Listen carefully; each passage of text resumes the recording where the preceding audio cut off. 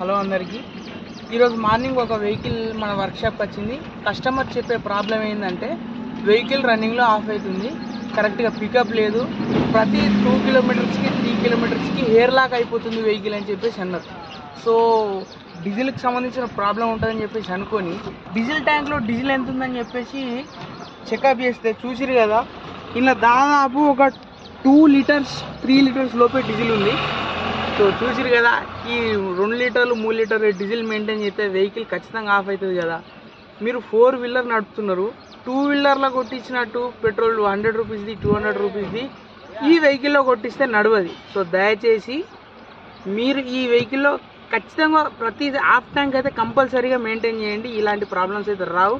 ప్రతిసారి vehicle problem ఇవ్వదు, వెహికల్కి మనం ప్రాబ్లం మనమే సృష్టిస్తాం ఈ కస్టమర్ చేసినట్టుగా.